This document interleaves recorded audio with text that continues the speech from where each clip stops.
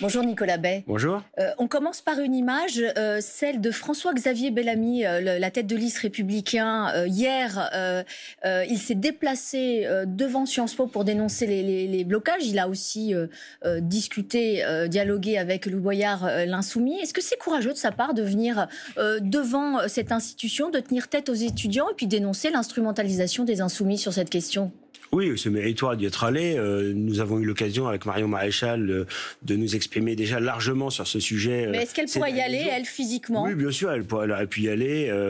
Voilà, chacun a son agenda de campagne, mais ce qui est important, c'est le fond. Le fond, c'est quoi ? C'est d'abord la France qui est toujours bloquée par les mêmes. Ceux qui bloquent les universités, ceux qui bloquent les trains, ceux qui bloquent le pays en permanence, ceux qui non seulement ne travaillent pas et empêchent les gens de travailler. Bah là, vous parlez c'est pas des étudiants. Et ensuite, sur le fond, on voit bien qu'on a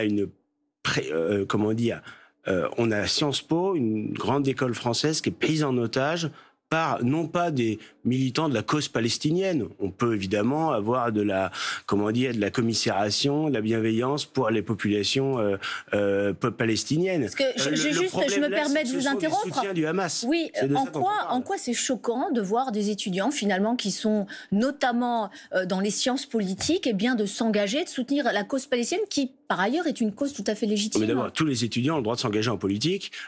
On note simplement que ceux qui bloquent Sciences Po, qui occupent l'espace, c'est toujours les mêmes, c'est la gauche et l'extrême gauche. Et en l'occurrence, ce sont des soutiens du Hamas. Parce que je pense qu'il faut quand même dire les choses. Il faut arrêter de mentir. Ceux qui nous disent aujourd'hui, on est les soutiens, on veut une solution à des États et on défend simplement les Palestiniens, ce n'est pas vrai. Quand vous les écoutez, ils refusent de condamner, et la France insoumise en tête, l'attaque du Hamas contre Israël du 7 octobre, et en réalité, ils soutiennent le Hamas. Et aujourd'hui, d'ailleurs, quand ils disent on veut un État palestinien, si aujourd'hui on fait un État palestinien, ce sera un État qui sera pris en main politiquement et militairement par le Hamas. Donc c'est totalement irresponsable. Est-ce que vous souhaitez que les bloqueurs soient privés d'examen ? Ça, c'est la proposition de François-Xavier Bellamy notamment. Oui, il faut que l'extrême gauche et les islamo-gauchistes qui sont présents soient évacués, que ceux qui bloquent Sciences Po soient évacués également, que les étudiants puissent travailler, que Sciences Po, comme toutes les universités, toutes les grandes écoles, soit un lieu de travail, d'apprentissage, de confrontation. Bien sûr, le débat d'idées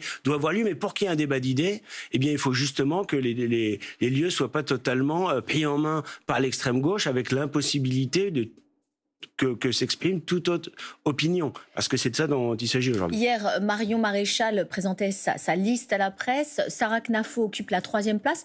On va parler du fond, mais il se trouve que Sarah Knafo est aussi la compagne d'Éric Zemmour. Vous n'avez pas l'impression un peu de revivre ce que vous avez vécu longtemps quand vous étiez au Rassemblement national, c'est-à-dire une porosité totale entre la vie personnelle, familiale, professionnelle ? On a quand même le droit d'avoir des interactions entre les deux. On peut très bien avoir des gens qui sont en couple, c'est le cas d'Éric Zemmour et Sarah Knafo, et qui font de la politique ensemble, qui mènent un combat politique ensemble. Sarah Knafo n'est pas 3e de la liste de Marion Maréchal parce qu'elle est la compagne d'Éric Zemmour. En l'occurrence, c'est une femme qui a fondé Reconquête à ses côtés. Tout le monde sait qu'elle a été le principal chef d'orchestre de sa campagne présidentielle il y a 2 ans. Elle est ancienne élève de l'ENA, elle est magistrate à la Cour des comptes. Voilà, c'est une personnalité de grande valeur, de grande qualité qui a, et on l'a vu d'ailleurs sur les plateaux de télévision ces derniers jours, elle prend toute sa place et sa part à cette campagne. Et moi, je suis évidemment très heureux qu'elle soit engagée aujourd'hui en pleine lumière. Vous l'avez dit, elle a été la cheville ouvrière de la campagne présidentielle, notamment d'Éric Zemmour. Est-ce que c'est pas cette 3e place aussi le signe d'une forme de reprise en main de la stratégie ?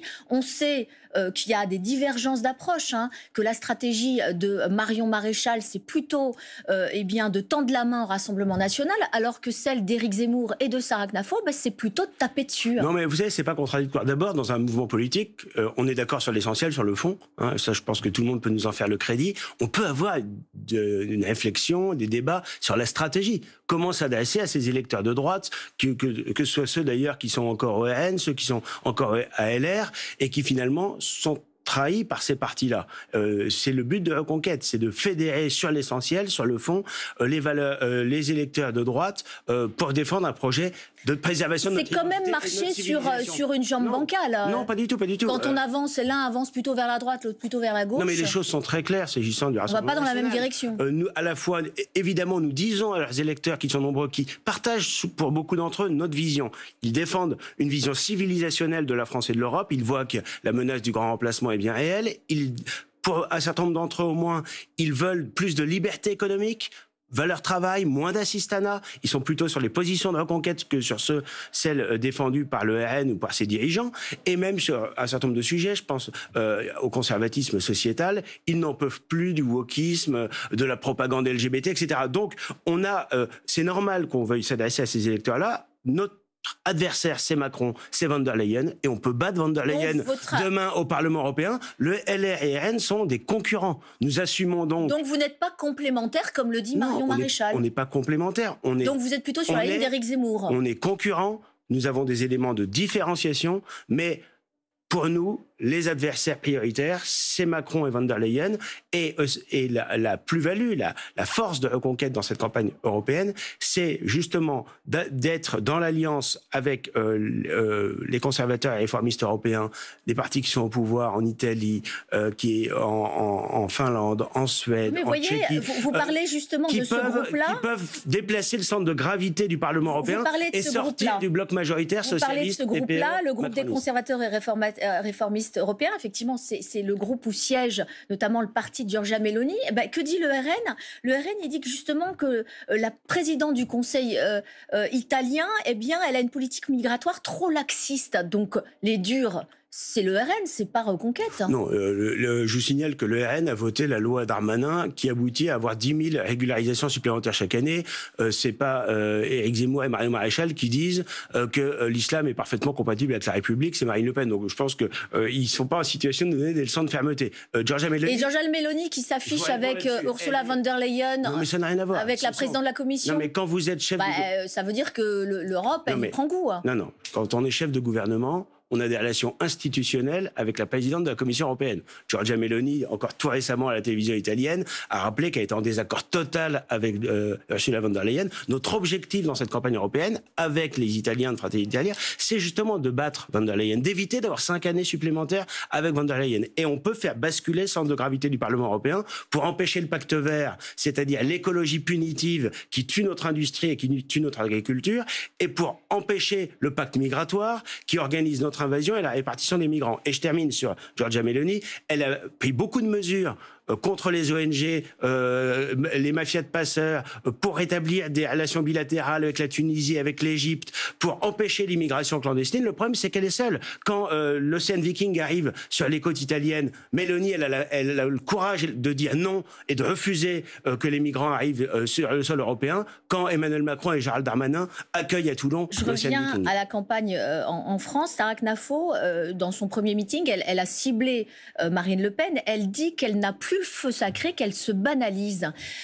Aujourd'hui, Jordan Bardella, il a 32% dans les sondages. Est-ce que c'est, et vous Assis, est-ce que c'est pas la stratégie gagnante de se banaliser justement? Un parti qui est installé depuis très longtemps dans le paysage politique, qui essaye de faire croire aussi que l'enjeu des européennes, c'est un enjeu qui arrive en tête entre la liste de Jordan Bardella et celle d'Emmanuel Macron. C'est faux, c'est un mensonge. La vérité, c'est qu'en 2014 et en 2019, j'y étais, le Rassemblement national est arrivé en tête aux européennes sans que ça n'ait aucune incidence positive, ni en politique nationale, ni en politique européenne. L'enjeu des européennes, il est ailleurs. Il est de changer la majorité actuelle au Parlement européen. Aujourd'hui, le Rassemblement national, c'est des députés qui peut-être arriveront en nombre le 9 juin, mais qui seront isolés, marginalisés, sans influence, sans poids, et donc ils ne défendront pas efficacement leurs électeurs. 30 secondes, en un mot, dans son discours, Sarah Knafo a reconnu que 2024 n'est pas 2022. Nous y voyons plus clair, nous avons commis des erreurs, nous avons appris. De quelles erreurs parle-t-elle? Vous savez, quand on crée un nouveau mouvement politique, évidemment que la manière de mener campagne, etc., c'est un long apprentissage, et donc je ne sais pas à quoi elle faisait référence précisément, peu importe, mais nous avons un mouvement qui est arrivé à maturité. Aujourd'hui, Reconquête est ancré dans le paysage politique, on est entre 6 et 9% dans les sondages. Plutôt 6. Ce serait déjà, non, pas forcément, ce serait déjà 6, 7, 8, 9 députés demain au Parlement européen, donc nous sommes une nouvelle force politique, et surtout ce qui est important, c'est que nous avons une singularité. Si on veut pas ni de LR qui se vend à la découpe aux macronistes, ni du RN dont on voit plus d'ailleurs quel est exactement le projet, parce que le projet européen, il est à peu près indéfinissable aujourd'hui, eh bien c'est Reconquête, une vision civilisationnelle, défendre notre marché, défendre nos frontières, défendre nos libertés. Entendu. Merci Nicolas Bay, bonne journée. Merci.